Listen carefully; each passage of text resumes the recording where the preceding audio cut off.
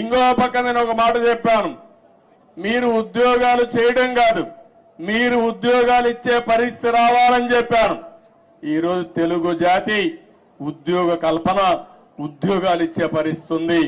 ఇక్కడే కాదు, ప్రపంచం మొత్తం కూడా కంపెనీలు పెట్టి ఉద్యోగాలు ఇస్తున్నారు. అందుకనే ఆ రోజు నేను చెప్పింది గ్లోబల్ సిటిజన్స్ గా ఉండాలని చెప్పాను. ఈ రోజు చెప్తున్నాను, తెలుగు జాతి గ్లోబల్ లీడర్స్ గా ఉండాలి. అన్ని రంగాల్లో మీరు నెంబర్ 1 గా ఉండాలి. కార్పొరేట్ గవర్నెన్స్ లో, అదే మరిగా పబ్లిక్ గవర్నెన్స్ లో కూడా నెంబర్ 1 గా ఉండాలి. నిన్న మీరు చూశారు, మొన్నటి వరకు బ్రిటన్ పరిపాలించినటువంటి వ్యక్తి మన దేశీయుడే, సునాయక్ ఉన్నాడు. ఆయన ఇప్పుడు ఆయన ఓడిపోయాడు ఆ పార్టీలో. కానీ 25 మంది పార్లమెంట్ మెంబర్లు భారతీయ సంతతి అంటే ఇండియన్స్ అయ్యారంటే అది ఇండియన్స్ యొక్క శక్తి, సామర్థ్యం అని మీ అందరికీ విజ్ఞప్తి చేస్తున్నా. ఇలాంటివన్నీ జరుగుతుంటే నా ఆలోచన ఒకటే, మనమందరికీ తెలివితేటలున్నాయి. ప్రపంచంలో అందరికంటే కూడా ఆమోదయోగ్యమైన వ్యక్తులు భారతీయులు. అందులో అగ్రస్థానంలో ఉండే వ్యక్తులు తెలుగు జాతి. ఇది మనం అందరం కూడా, అందుకే నేను చెప్తున్నా, సేవ ఒకప్పుడు 75 సంవత్సరాలకు ముందు బ్రిటిష్ వాళ్ళు వచ్చి మనల వారి పరిపాలించారు. వాణిజ్య కార్యక్రమాలకు వచ్చారు, వ్యాపార నిమిత్తం వచ్చారు, తర్వాత పాలకులుగా మారారు. మనకు అలాంటి ఆలోచనలు లేవు. కానీ ప్రపంచానికి సేవ చేసే అవకాశం భారతీయులకు ఉంది. సర్వీస్ ద్వారా, కంపెనీల్లో పనిచేసే ద్వారా, లేకపోతే రాజకీయాల్లో కూడా ప్రజలకు సేవ చేసే అవకాశం మన వాళ్ళకు ఉంది. దానికి కారణం ఎక్కువ యంగ్స్టర్స్ ఉన్నారు, టెక్నాలజీ బాగా నేర్చుకున్నారు, మంచి నాయకత్వాన్ని ఇస్తున్నారు. ఇవన్నీ కూడా ప్రోత్సహించి 2047కి ప్రపంచంలో 30% అగ్రస్థానంలో తెలుగు జాతి ఉండాలి.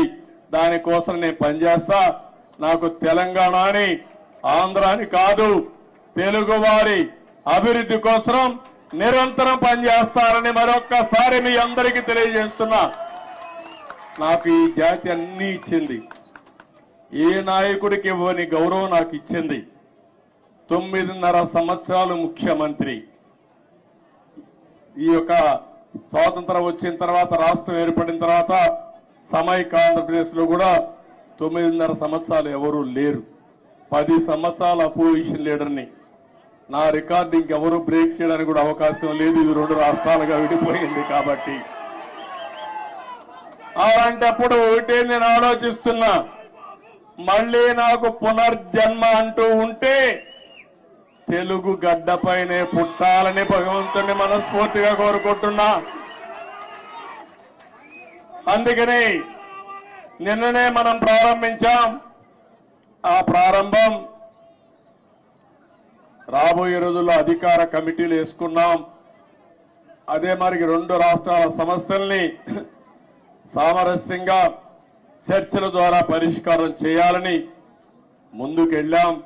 ఇంకా రాబోయే రోజుల్లో అవన్నీ ఒక దారికి తీసుకుపోయి రాజకీయాలు ఎన్నైనా ఉండొచ్చు, కానీ ఆ రాజకీయాలు జాతి ప్రయోజనాలే ముఖ్యంగా మనం పనిచేస్తే ఏ సమస్య ఉండదని చెప్పి కూడా నేను మీకు తెలియజేస్తున్నా. ఈరోజు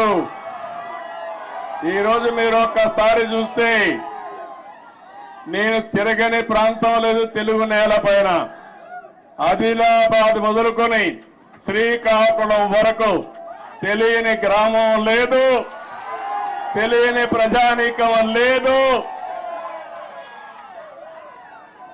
అలాంటి ప్రజలందరినీ చూశాను. ఇప్పుడు కూడా అదే అనిపిస్తుంది నాకు. ఇక్కడికి వచ్చినప్పుడు మీ యొక్క ఎనర్జీ చూసిన తర్వాత, మీ ఉత్సాహం చూసిన తర్వాత, దీనికంటే ఏ నాయకుడైనా ఏమైనా కోరుకుంటామని అడుగుతున్నాను.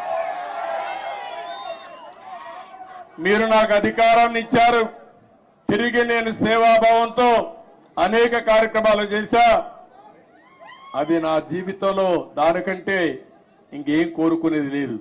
కానీ నేను ఒకటే చెప్తాను, నా జీవితం ఉన్నంత వరకు, చివరి రక్తపు బొట్టున్నంత వరకు ప్రజలకు ఏం చేయాలో అవన్నీ చేస్తానే ఉంటాను. ఇప్పుడు నేను ఆలోచించే విధానం మీరు చూస్తే రాబోయే 30 ఏళ్లలో ఏం జరుగుతుందో ఇప్పుడే ఊహించి దానికి ఒక విజన్ తయారు చేసుకుని ముందుకు పోవాలనేది నా మనస్తత్వం. అందుకే ఈ సందర్భంగా నేను మిమ్మల్ని అందరినీ ఒకటే కోరుతున్నా. మీ తెలంగాణలో మా తమ్ముడు ఇప్పుడే చెప్తున్నాడు, మొన్న ఆంధ్రప్రదేశ్ లో ఎన్నికలు వచ్చాయి. ఎన్నికలు వస్తే నేను వినూత్నంగా ఆలోచించాను. ఈసారి అందరినీ సీనియర్స్ నే కాకుండా యంగ్స్టర్స్ తీసుకొచ్చాను, రీస్ట్రక్చరింగ్ ప్రారంభించాను. యువకుల్ని, ఉత్సాహవంతుల్ని, చదువుకున్న వాళ్ళని సామాజిక న్యాయమే ధ్యేయంగా పెట్టుకుని అందరినీ మంచి వ్యక్తులు తీసుకొచ్చాను. ఆ